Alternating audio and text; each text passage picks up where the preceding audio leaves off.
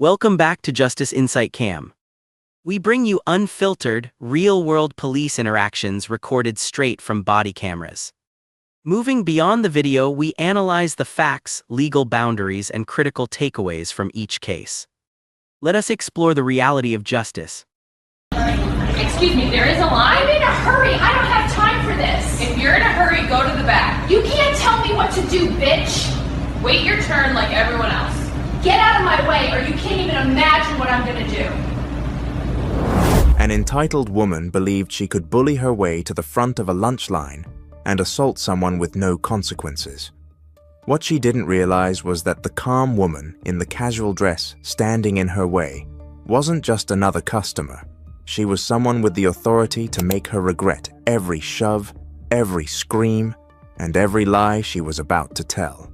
At this moment, we want to tell you that we're incredibly grateful that you've chosen to spend your time with us today. Your support keeps this channel alive and growing. Now, we'd love to know, where in the world are you tuning in from right now? Drop your city or country in the comments below. And if this is your first time here, hit that subscribe button and smash the like. We've got plenty more stories like this one coming your way. One more thing before we get into the details. If you enjoy what we do and want to help us keep bringing you these powerful stories, consider joining our channel membership. As a member, you'll not only support our work, but you'll also receive exclusive access to Omni Studio, our brand new platform where you can create personalized safety cards and challenge yourself with brain-boosting cognitive games. Tap that join button and become part of our community today. The afternoon sun streamed through the windows of Rosewood Diner, a cozy neighborhood spot known for its homemade burgers and friendly service. It was a Tuesday, the kind of day where the lunch rush brought in a steady stream of regulars and newcomers alike. The line at the counter stretched back toward the entrance, but nobody seemed to mind. People chatted quietly, scrolled through their phones, and waited their turn like civilized human beings. In the middle of that line stood Janelle Morrison, a 34-year-old woman with a warm smile and an easygoing presence. She wore jeans and a soft gray sweater, her hair pulled back in a simple ponytail. Nothing about her appearance suggested authority or power.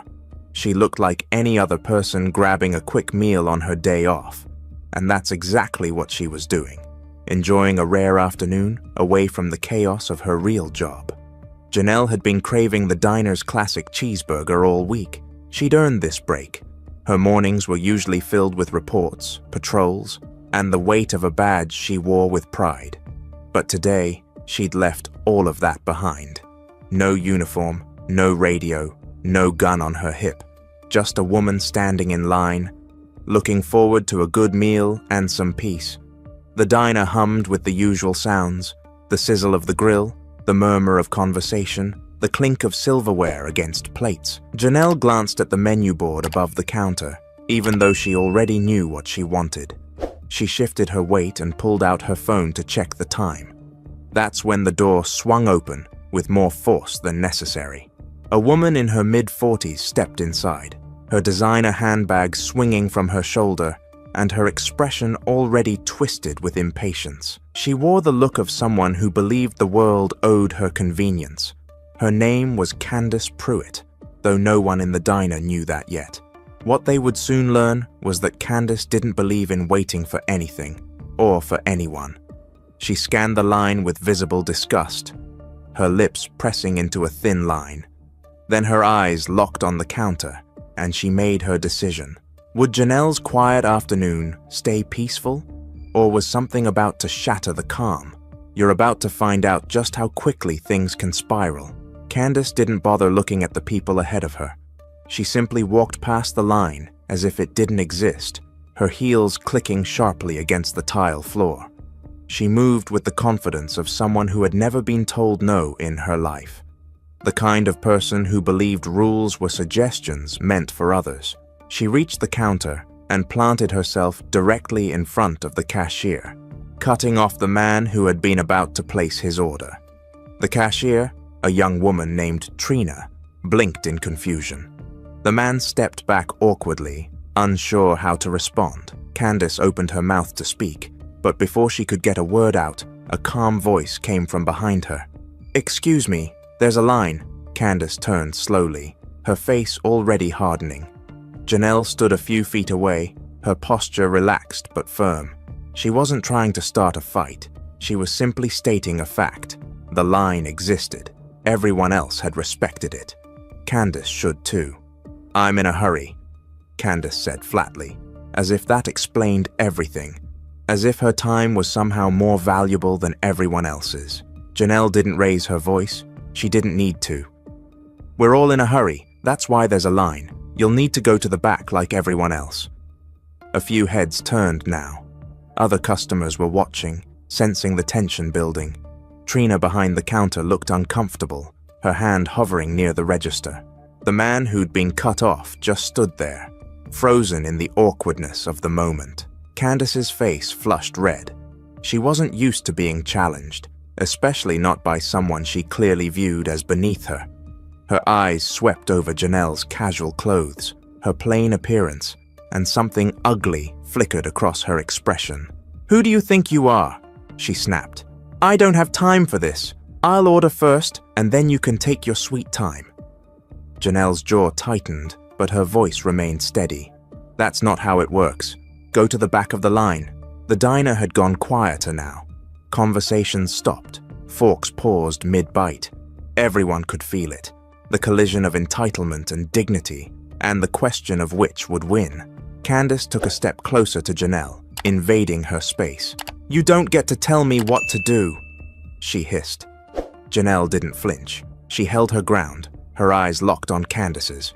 She'd faced down far worse than an entitled woman in a diner, but something told her this wasn't going to end quietly. The storm was just beginning, and everyone in that restaurant was about to witness something unforgettable. The air in the diner shifted. What had been a simple lunch outing was now a spectacle, and everyone knew it.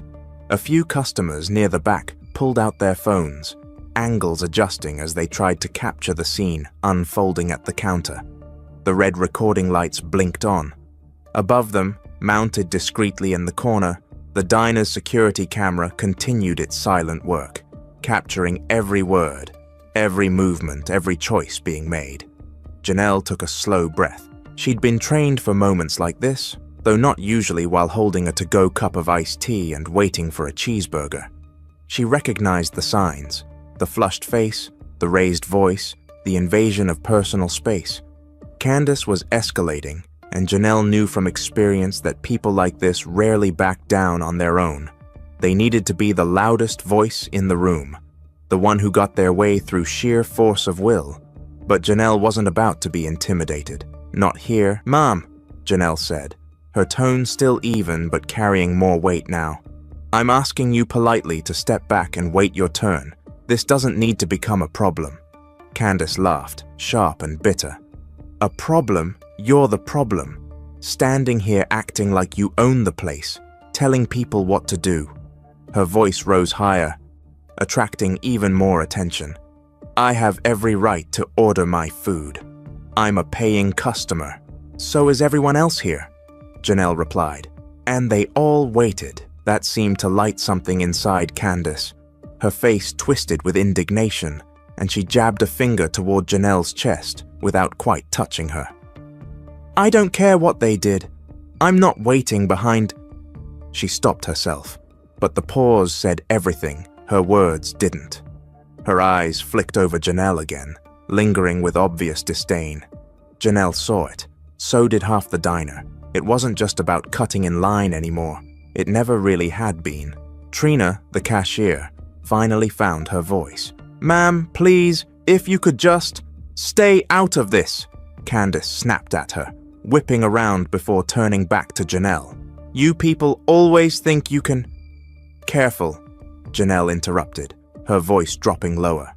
It wasn't a threat, it was a warning. The kind that comes from someone who has heard those words before, who knows exactly where sentences like that lead. Candace's nostrils flared. She was past reason now, past civility. She was running on pure arrogance and rage. the kind that made people do things they couldn't take back, and she was about to cross a line that would cost her more than she could imagine. The question wasn't if anymore. It was when, and just how badly this was going to end for her. It happened fast. Candace's hand shot out and shoved Janelle's shoulder. Not hard enough to knock her down, but hard enough to make a statement. Hard enough to cross from words into action. The iced tea in Janelle's other hand and flying. The plastic cup hitting the floor with a crack. Liquid splashed across the tile. Ice cubes skittering in different directions. The diner erupted. Gasps rippled through the room. Chairs scraped as people stood to get a better view. More phones came out, recording from every angle. This wasn't just an argument anymore. It was assault, plain and simple, and everyone there knew it. Janelle stood perfectly still for a moment, staring down at the mess on the floor. Her tea, her peaceful afternoon, all of it ruined by someone who couldn't stand the idea of being treated like everyone else. She looked back up at Candace, her expression calm, but her eyes hard as stone. "You need to stop," Janelle said quietly. Right now, Candace wasn't listening. She was too far gone, too drunk on her own anger. She saw the spilled drink as a victory, proof that she could do what she wanted without consequence. Her face twisted into something ugly, something mean. "What are you going to do about it?" she taunted. "Cry? Call the manager." Janelle didn't respond. She simply took a step back, creating space, giving Candace one last chance to walk away. But Candace didn't see it as an opportunity. She saw it as weakness. She swung again. This time Janelle was ready. Her training kicked in without thought, muscle memory taking over. She caught Candace's wrist mid-swing, her grip firm but controlled. No excessive force, no unnecessary pain, just enough to stop the attack and protect herself. In one smooth motion, she turned Candace around and guided her forward, pressing her gently but firmly against the counter. Candace's free hand slapped against the countertop as she tried to push back. But Janelle held steady. The position was deliberate, professional, the kind of restraint used by someone who knew exactly how much pressure to apply and where. Candace squirmed and twisted, but she wasn't going anywhere. "Let me go!" Candace screamed, her voice cracking with rage and disbelief. "Get your hands off me! Someone help!" The diner had gone completely silent except for Candace's shouts. Every eye was on them. Every phone was recording. Trina stood frozen behind the counter, her hand hovering over the phone to call for help. An older man near the window shouted, "Someone get security!" A woman at a nearby table yelled, "Call the police!" Janelle didn't let go. She couldn't. Not until help arrived. Not until this situation was safely contained. She'd done everything right, every step by the book, and now all she could do was wait and let the truth speak for itself. But Candace wasn't done yet. Even pinned against the counter, even caught in the act, she had one more card to play, and she was about to play it loud. Candace's voice reached a pitch that filled every corner of the diner. "She assaulted me! This woman attacked me for no reason. Someone call the police. I'm the victim here." The claim was so absurd, so blatantly false, that several people in the crowd actually laughed. Not cruel laughter, but the kind that comes from sheer disbelief. They'd all seen it. They'd watched Candace shove first, swing twice, and get herself into this position through her own actions. But Candace didn't care about the truth. She cared about control, about flipping the narrative in her favor. Janelle said nothing. She kept her grip steady, her face neutral. She'd seen this tactic before. The instant victim routine. The performance designed to manipulate anyone who hadn't witnessed the full story. It worked sometimes, especially when the person making the accusation knew how to play on certain biases and assumptions. But not today. Not with this many witnesses. Not with this many cameras. "I saw everything," a man called out from a booth near the window.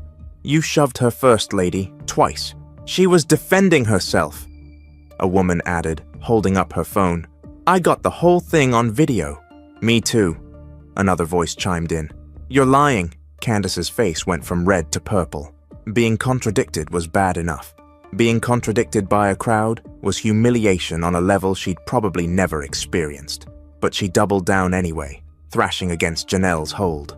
You're all blind. She grabbed me. She put her hands on me first. Trina finally picked up the phone behind the counter and dialed. Her voice shook slightly as she spoke to the dispatcher, giving the address and explaining that there was an altercation that needed police response. She glanced nervously at Janelle, who gave her a small nod. Everything was under control, at least for now. The minutes crawled by. Candace continued to scream, her voice growing hoarse. She demanded lawyers, threatened lawsuits, invoked names of people she claimed to know in high places. None of it mattered. Janelle held her position, patient and professional, waiting for backup to arrive. Some of the customers had gone back to their meals, the initial shock wearing off. Others stayed glued to the scene, unwilling to miss what happened next. The tension in the room was thick, but it was the tension of anticipation now, not fear. Everyone sensed that something bigger was coming, some piece of information that would make all of this make sense. And they were right. The climax of this story was pulling up outside right now, sirens growing louder as 2 patrol cars turned into the parking lot. Justice was about to walk through that door, and Candace had no idea just how badly she'd miscalculated. The door opened and 2 uniformed officers stepped inside, hands resting casually near their belts as they assessed the scene. The lead officer was a tall man named Officer Derek Phillips. His partner, a younger woman named Officer Amy Poston. Their eyes swept across the diner, taking in the crowd, the phones, the spilled drink on the floor, and the 2 women at the counter. "What's going on here?" Phillips asked, his voice carrying authority but no aggression. Standard procedure. Assess first, act second. Candace's demeanor changed instantly. The screaming stopped. Her body language shifted from combative to fragile. When she spoke, her voice trembled with manufactured emotion. "Officers, thank God you're here. This woman attacked me. I was just trying to order my lunch and she grabbed me out of nowhere. She slammed me against this counter. I think she might have hurt my wrist. It was a performance worthy of an award." Her eyes even welled up with tears. She was playing the part of the innocent victim with everything she had, banking on the assumption that the officers would believe her version of events. After all, she was the one being restrained. She was the one calling for help. Phillips looked at Janelle, who still hadn't released her grip. "Ma'am, can you let her go and step back, please?" Janelle did exactly that. She released Candace's wrist smoothly and took 2 steps back, her hands visible at her sides. No sudden movements, no attitude, just compliance. Candace immediately rubbed her wrist and stumbled away from the counter, making a show of being injured. "She's dangerous," Candace continued, her voice gaining confidence now that the officers were there. "I want her arrested. I have witnesses. This is assault and battery." Poston pulled out a notepad. "Anyone see what happened?" Half the diner started talking at once. Voices overlapped, each person eager to set the record straight. Phillips raised a hand to quiet them. "One at a time. You first, sir." He pointed to the older man who'd spoken up earlier. "That woman there," the man said, pointing at Candace, "cut the entire line. This lady told her to wait like everyone else. She got mad, shoved her, knocked her drink over, then tried to hit her again. The lady in the sweater only grabbed her to stop her from swinging. Self-defense clear as day." "That's a lie!" Candace shrieked. "They're covering for her." "I have video," the woman with the phone said, stepping forward. "Want to see it?" Poston moved toward her, but Phillips held up a hand. His eyes had shifted to the corner of the room where the security camera was mounted. "Does this place have working cameras?" Trina nodded quickly. "Yes, sir. Everything's recorded. I can pull it up right now if you need it." Phillips looked at Janelle again, studying her more carefully this time. Something about her stillness, her composure, the way she'd followed his instructions without hesitation. He'd been a cop long enough to recognize certain things. "Ma'am, what's your name?" Janelle met his eyes steadily. She could have ended this right then, but she wanted to see how far Candace would take the lie. "Janelle Morrison. And your side of the story." Before Janelle could answer, Candace cut in. "She doesn't get a side. I'm the victim. Arrest her now or I'll have your badge." That was a mistake.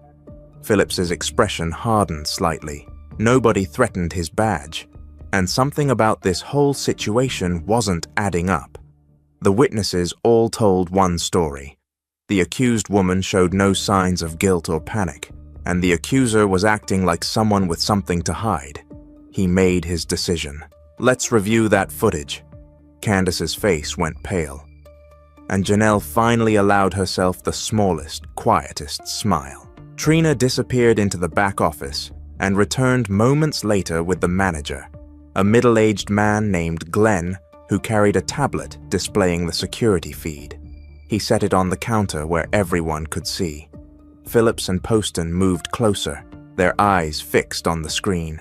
Candace stood rigid, her earlier confidence crumbling with every passing second. Glenn tapped the screen, and the footage began to play. The timestamp showed the exact moment Candace had walked through the door. The camera angle captured everything.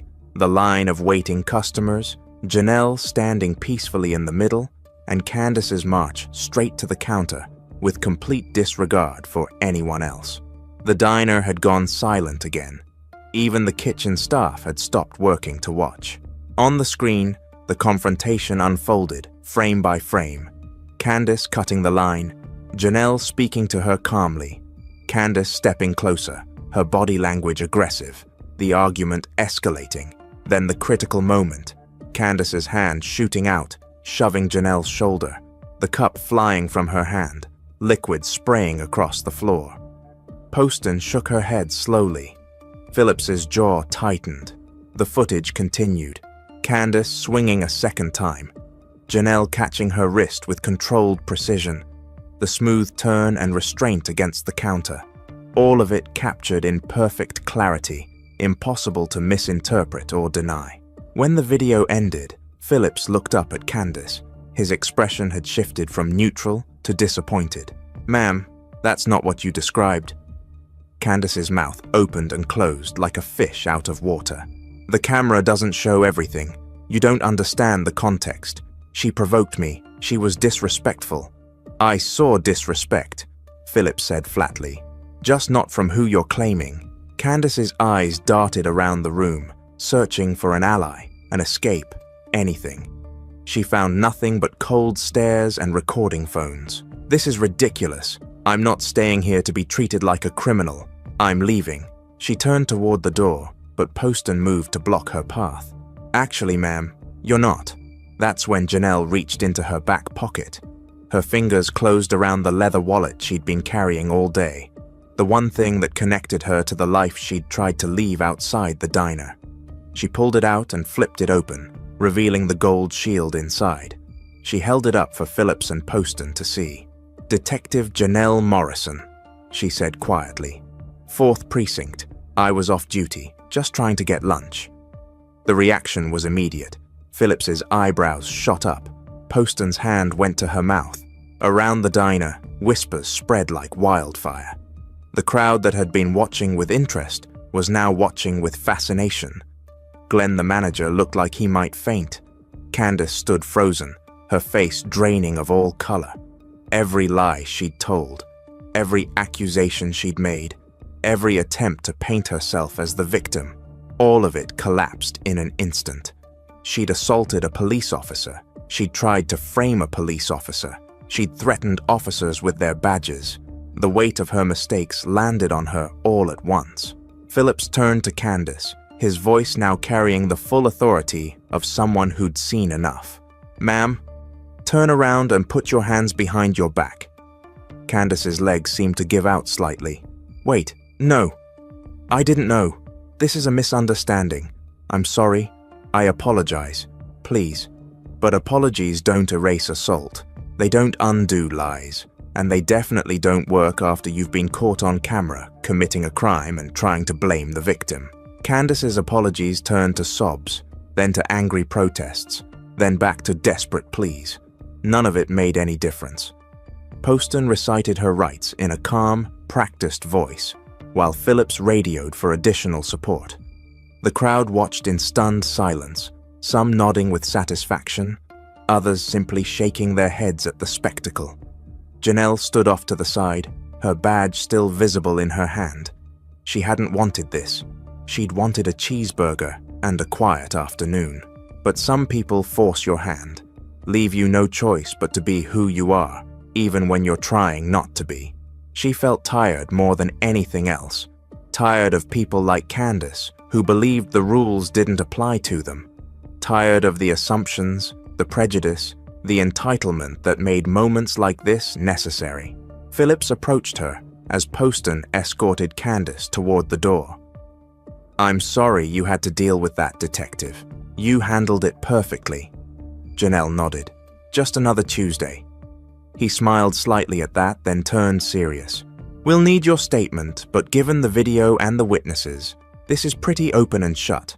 She's looking at assault charges, filing a false report, disorderly conduct. The DA will probably add a few more." "Good," Janelle said simply. The weeks that followed brought exactly what Phillips predicted. Candace tried to fight the charges at first, hiring an expensive lawyer who took one look at the evidence and advised her to accept a plea deal.